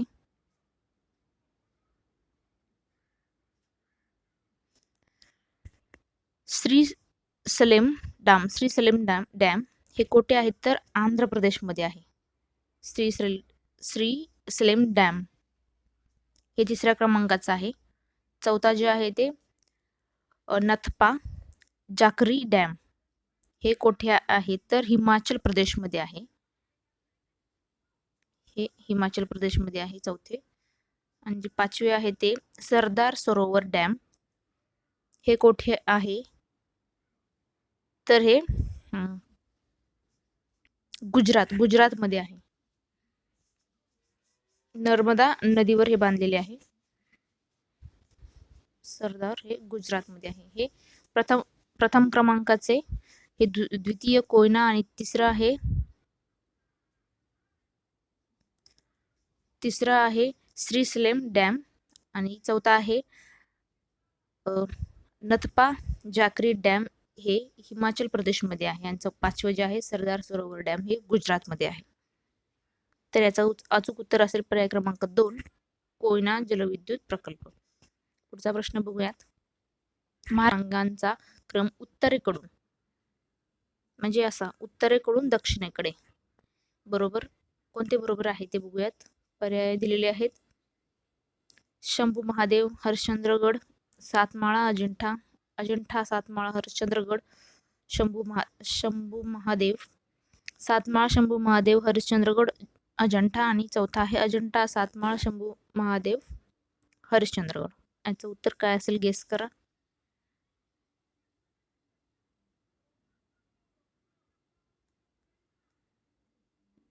अगदी बरोबर. पर्याय क्रमांक 2, अजिंठा, सातमाळ, हरिश्चंद्रगड आणि शंभू महादेव हा रांगांचा क्रम आहे उत्तरेकडून दक्षिणेकडे. पर्याय क्रमांक 2 हे त्याचं अचूक उत्तर आहे. पुढचा प्रश्न बघूयात काय आहे.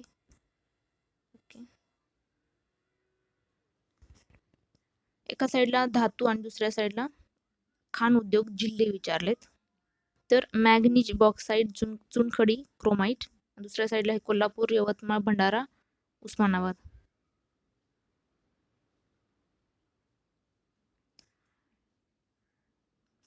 तर या प्रश्नाचं उत्तर तुम्ही मला कमेंट करून कमेंट बॉक्समध्ये द्यायचं आहे. पुढचा प्रश्न बघूयात. पुढचा प्रश्न आहे, महाराष्ट्रापैकी कोणता प्रदेश किंवा प्रादेशिक विभाग पर्जन्य छायेच्या प्रदेशात येतो? पर्याय आहेत मराठवाडा, विदर्भ, पश्चिम महाराष्ट्र आणि कोकण. या प्रश्नाचं उत्तर काय असेल सांगा, गेस करा. अगदी बरोबर. पर्याय क्रमांक 3, पश्चिम महाराष्ट्र. पुढचा प्रश्न,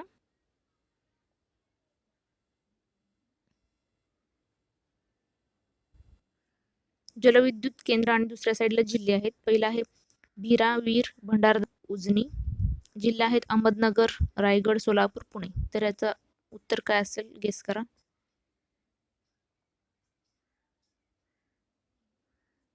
अगदी बरोबर. पर्याय क्रमांक 2 जे आहे ते याचं उत्तर आहे. काय आहे तर भीरा रायगड, वीर पुणे, भंडारदरा अहमदनगर आणि उजनी हे सोलापूर. तर 2 हे त्याचं अचूक उत्तर आहे. पुढचा प्रश्न बघूयात काय. 2011च्या जनगणनेनुसार महाराष्ट्राची एकूण लोकसंख्या किती होती? 4 पर्याय दिलेले आहेत. त्यापैकी योग्य पर्यायाची निवड करायची आहे. याचं उत्तर काय असेल गेस करा. अगदी बरोबर. पर्याय क्रमांक 1, 11,23,74,333. हे 2011च्या जनगणनेनुसार महाराष्ट्राची लोकसंख्या होती. पुढचा प्रश्न बघूया काय आहे. प्रश्न क्रमांक 52. एक नकाशा दिलेला आहे. एक प्रशासकीय विभाग दाखवलेला आहे या नकाशामध्ये. तर तो कोणता प्रशासकीय विभाग आहे आणि वर्तुळ जे केलेले आहे ते कोणता जिल्हा आहे किंवा जिल्हा मुख्यालय आहे. तर ते योग्य पर्याय निवडायचा आहे. पर्याय दिलेले आहेत पुणे विभाग सातारा, नाशिक विभाग धुळे, औरंगाबाद विभाग औरंगाबाद, नागपूर विभाग गडचिरोली. तर याचं उत्तर काय आहे गेस करायचंय. काय आहे? अगदी बरोबर. पर्याय क्रमांक 3, औरंगाबाद विभाग औरंगाबाद. औरंगाबादचा हा नकाशा आहे. औरंगाबाद विभागाचा हा नकाशा आहे आणि जे वर्तुळ केलेलं आहे हे हे औरंगाबाद आहे. पुढचा प्रश्न बघूया काय आहे. एका साईडला पुळण आणि दुसरे जिल्हा दिलेले आहे.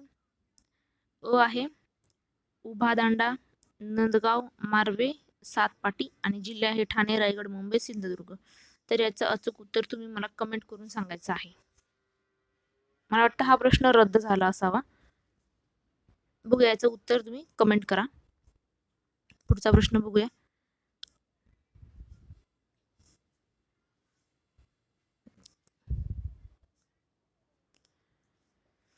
पुढचा प्रश्न आहे प्रश्न क्रमांक 54. खालीलपैकी महाराष्ट्राचा कोणता अक्षवृत्त विस्तार बरोबर आहे? 4 पर्याय दिलेले आहेत, त्यापैकी योग्य शोधायचं आहे. गेस करा काय असू शकतं.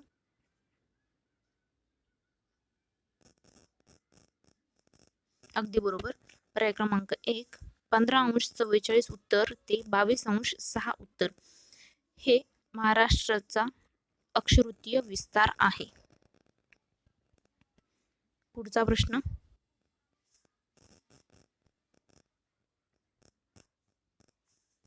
महाराष्ट्रातील खालीलपैकी कोणती नदी कचदरीतून वाहते? पर्याय आहेत घटप्रभा, कृष्णा, गोदावरी, तापी. तर गेस करायचं काय असेल उत्तर. महाराष्ट्रातील कोणती नदी कचदरीतून वाहते? अगदी बरोबर. पर्याय क्रमांक 4 तापी. तापी नदी महाराष्ट्रातील तापी नदी ही कचदरीतून वाहते. तर उत्तर असेल तापी. पुढचा प्रश्न बघूया. 50. भारताच्या आयात भागीदार देशांची त्यांच्या 2016 ते 17 मध्ये वर्षातील आयात भागीदारीतील महत्वानुसार उतरता क्रमाने क्रमवारी लावा.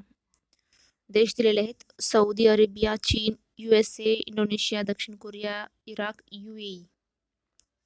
तर याचं अचूक उत्तर काय असेल गेस करायचं काय आहे.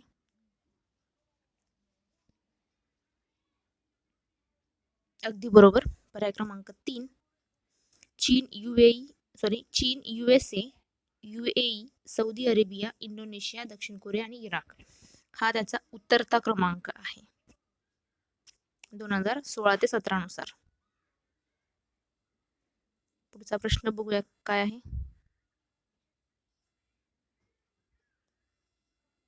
क्रमांक 57. जननी सुरक्षा योजना ही 100% केंद्राने प्रायोजित केलेली योजना आहे आणि त्यानुसार रोख मदत डॅश याबरोबर दिली जाते. पर्याय आहेत दवाखान्यातील बाळंतपणाच्या संख्येत वाढ, बाळंतपण आणि बाळंतपणानंतरची दक्षता, गरीब स्त्रिया ज्यांनी दवाखान्यात बाळंत होण्याचे प्रमाण कमी आहे यावर अधिक भर आणि वरील सर्व.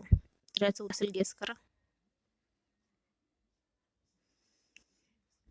अगदी बरोबर. पर्याय क्रमांक 2 बाळंतपण आणि बाळंतपणानंतरची दक्षता हे याचं उत्तर असेल. पुढचा प्रश्न बघूया काय आहे. थॉमस पिटेकीचे पुस्तक कॅपिटल 2013 मध्ये आलेले आहे. त्यापैकी खालीलपैकी कशाचे विश्लेषण करते? पर्याय आहेत भांडवली अर्थव्यवस्थेचे फायदे, भांडवली अर्थव्यवस्थेचे तोटे, विकसित जगामध्ये तीव्र असमानतेचा उदय, विकसनशील जगामध्ये तीव्र असमानतेचा उदय. पर्याय दिलेले आहेत A, आणि D. काय असेल उत्तर. तर याचं अचूक उत्तर असेल पर्याय क्रमांक 3 फक्त C, विकसित जगामध्ये तीव्र असमानतेचा उदय. याचे विश्लेषण थॉमस पिटेकीच्या पुस्तकामध्ये म्हणजे कॅपिटल या पुस्तकामध्ये जे 2013 मध्ये प्रकाशित झालं होतं यामध्ये विकसित जगामध्ये तीव्र असमानतेचे उदय याविषयीचे विश्लेषण आहे. पुढचा प्रश्न बघूया काय.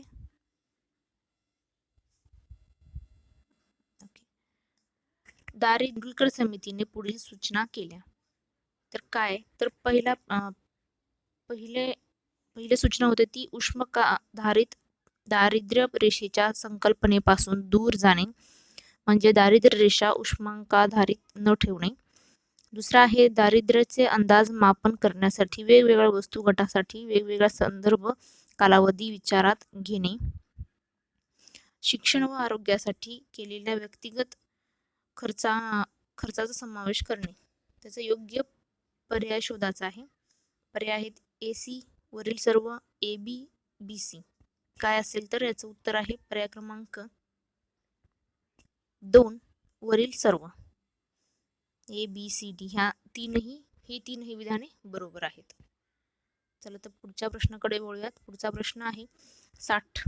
आर्थिक सुधारणा 1990 ते 91 तसेच ते 2012-13 या काळात स्थूल देशांतर्गत उत्पादनाचा दर डॅश प्रवृत्त दर्शवितो.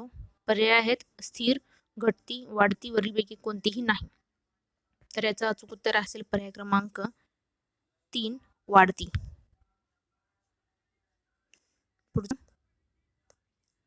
पुढचा प्रश्न आहे USSO नुसार श्रमशक्ती म्हणजे. पर्याय आहेत अशी व्यक्ती ज्या रोजगाराच्या शोधात आहे आणि दुसरा आहे अशा व्यक्ती ज्यांना रोजगार मिळालेला आहे. त्याचे पर्याय आहेत ए बी कुठलेच नाही, म्हणजे ए आणि बी दोन्हीही नाही. दुसरा पर्याय आहे ए, तिसरा आहे बी आणि चौथा आहे ए आणि बी दोन्हीही. तर याचं अचूक उत्तर असेल पर्याय क्रमांक 4 ए आणि बी हे दोन्ही पर्याय बरोबर आहेत. पुढचा काय आहे पुढचा प्रश्न क्रमांक 62. व्यापारी बँकांनी दिलेल्या कर्ज केलेल्या पायाभूत दर मोजणीमध्ये पुढीलपैकी कोणत्या बाबींचा विचार केला जातो. पर्याय आहे निधीवरील खर्च, रेपो रेट, रोकड रोखता प्रमाण ठेवण्यासाठी येणारा खर्च, कमीत कमी परतावा दर. तर याचं उत्तर असेल पर्याय क्रमांक 2 काय आहे तर ए सी आणि डी. ए सी आणि डी. पर्याय क्रमांक 2 हे त्याचं अचूक उत्तर असेल. पुढचा प्रश्न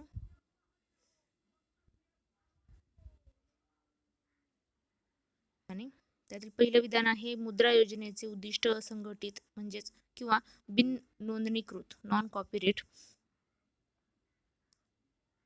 छोट्या उद्योगधंद्यांना वित्त पुरवठा करणे. दुसरा आहे मिसिंग मीडिया हरवलेला मध्य म्हणजे मिसिंग मिडल म्हणजे छोट्या उद्योगांची पुढच्या टप्प्यापर्यंत प्रगती करण्याची प्रक्रिया दुर्बळ असणे. यापैकी योग्य विधान शोधायचं आहे. याचं उत्तर असेल पर्याय क्रमांक 1 ए आणि बी दोन्हीही विधानेही बरोबर आहेत. पुढच्या प्रश्नाकडे वळूयात. पुढचा प्रश्न आहे भारत सरकारच्या भांडवली अर्थसंकल्पामध्ये डॅशचा समावेश होतो. तर आता मी डायरेक्ट उत्तर सांगते. त्याचं उत्तर असेल पर्याय क्रमांक 2 भांडवली प्राप्ती आणि भांडवली खर्च. पुढचा प्रश्न आहे भारतातील एकूण राज्यापैकी कोणत्या बँकांमध्ये ठेवी जमा करण्यामध्ये अग्रेसर आहे. गुजरात, तमिळनाडू, पंजाब, महाराष्ट्र. तर याचं उत्तर असेल पर्याय क्रमांक 4 महाराष्ट्र. पुढचा प्रश्न 1983-84 ते 2011-12 या काळातील केंद्र सरकारच्या दायित्वामध्ये कोणत्या देयता सर्वाधिक अधिक होत्या. याचं उत्तर आहे पर्याय क्रमांक 3 अंतर्गत देयता. पुढचा प्रश्न लिंग अंदाजपत्रक म्हणजे काय. तर याचं उत्तर आहे पर्याय क्रमांक 1 लिंग अंदाजपत्रक म्हणजे अधिक लिंग समान समाजासाठी वित्तीय तरतूद. तर पर्याय क्रमांक 1 हे त्याचं अचूक उत्तर असेल. पुढचा प्रश्न क्रमांक 68.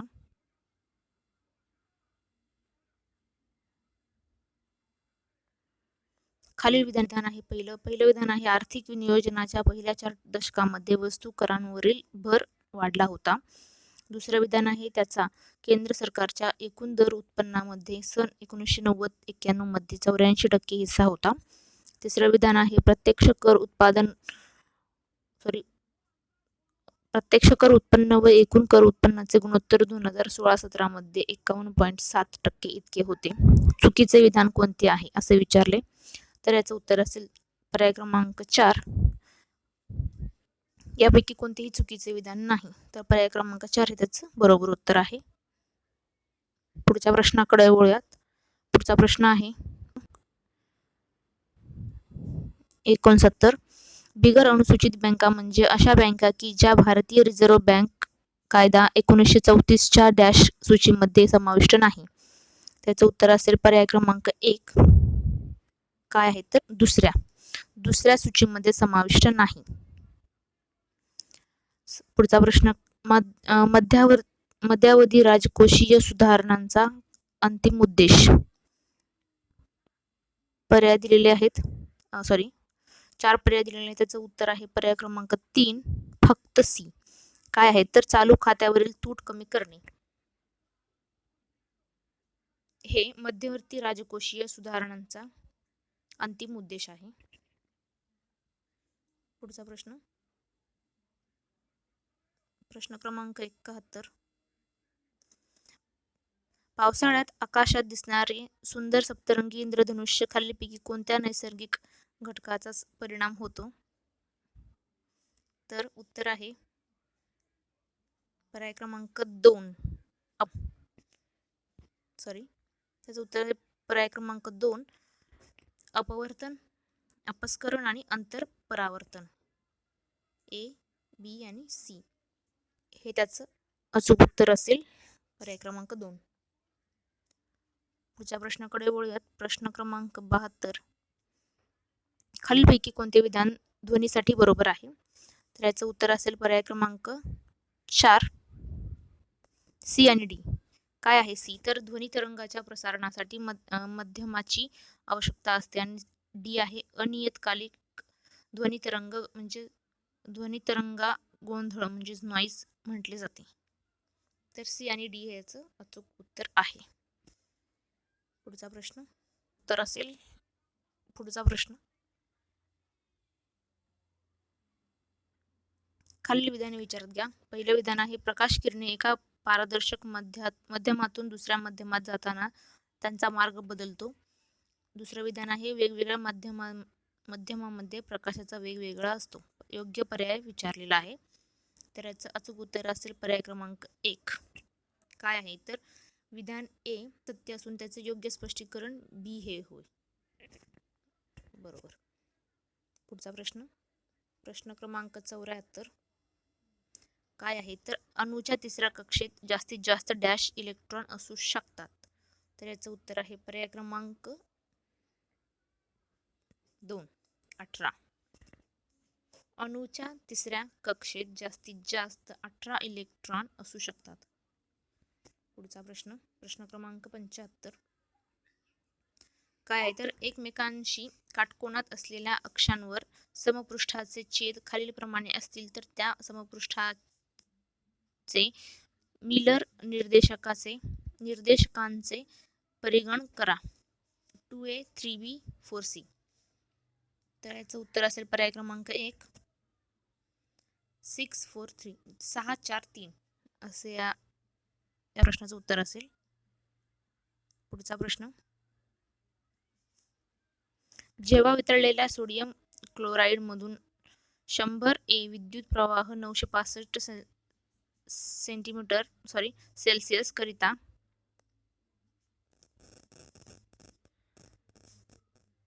प्रवाहित केला तर त्याचं उत्तर असेल पर्याय क्रमांक 2 23 ग्रॅम सोडियम कॅथॉडवरील निक्षेप होईल आणि 35.5 ग्रॅम क्लोरीन वायूचा ॲनोडवर निकास होईल. तर पर्याय क्रमांक 2 हे त्याचं अचूक उत्तर असेल.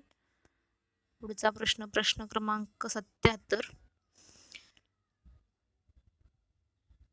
प्लेटिहेल्मिन्थसचे अशा प्रकारे सर्वोत्तम म्हणून वर्णन केले आहे. त्याचं उत्तर असेल पर्याय क्रमांक 1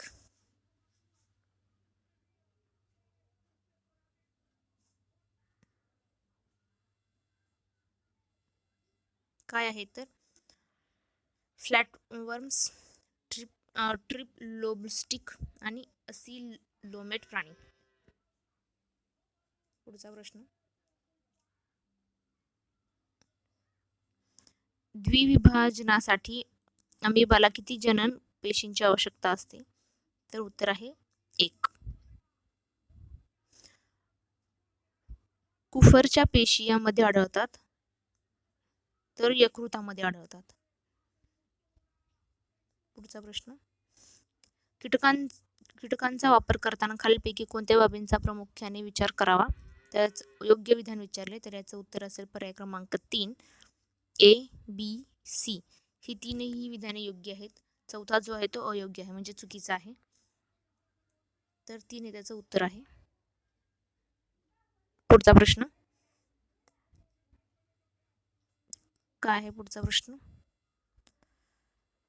तर आता मी डायरेक्ट सांगत जाते. 81 प्रश्नाचं उत्तर आहे पर्याय क्रमांक 4. 82 प्रश्नाचं उत्तर आहे पर्याय क्रमांक 1.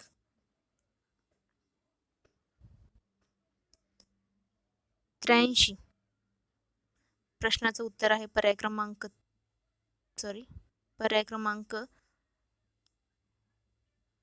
2. 83 प्रश्नाचं उत्तर आहे पर्याय क्रमांक 2. 84 प्रश्नाचं उत्तर आहे पर्याय क्रमांक 3. 85 पर्याय क्रमांक 3 A आणि B. 86 प्रश्नाचं उत्तर आहे पर्याय क्रमांक 4. पुढचा प्रश्न आहे प्रश्न क्रमांक 87. त्याचं उत्तर आहे पर्याय क्रमांक 1. 88व्या प्रश्नाचं उत्तर आहे पर्याय क्रमांक 1.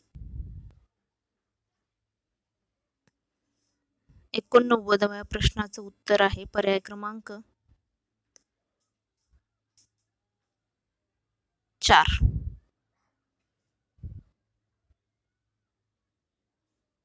90व्या प्रश्नाचं उत्तर आहे पर्याय क्रमांक 1 S, P आणि R. 91व्या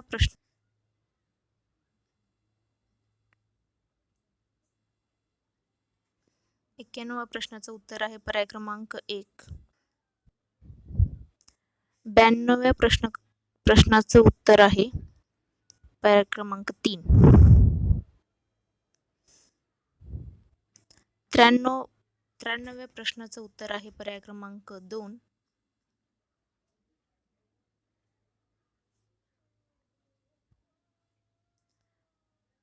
94व्या प्रश्नाचं उत्तर आहे पर्याय क्रमांक 4.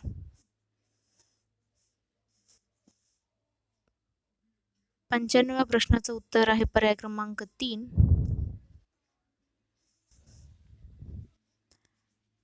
96व्या प्रश्नाचं उत्तर आहे पर्याय क्रमांक 3.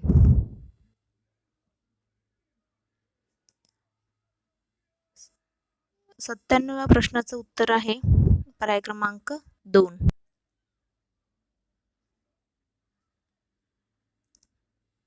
98व्या प्रश्नाचं उत्तर आहे पर्याय क्रमांक 2.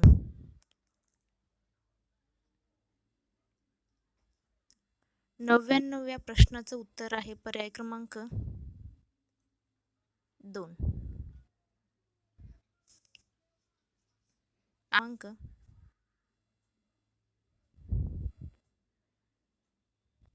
2. तुम्हाला जर असेच व्हिडिओ हवे असतील किंवा भूगोल या विषयावरील व्हिडिओ जर हवे असतील तर प्लीज मला ते कमेंट करा. ते व्हिडिओ नक्की मी घेऊन येण्याचा प्रयत्न करेल. चला तर मग भेटूयात पुढच्या व्हिडिओमध्ये. धन्यवाद.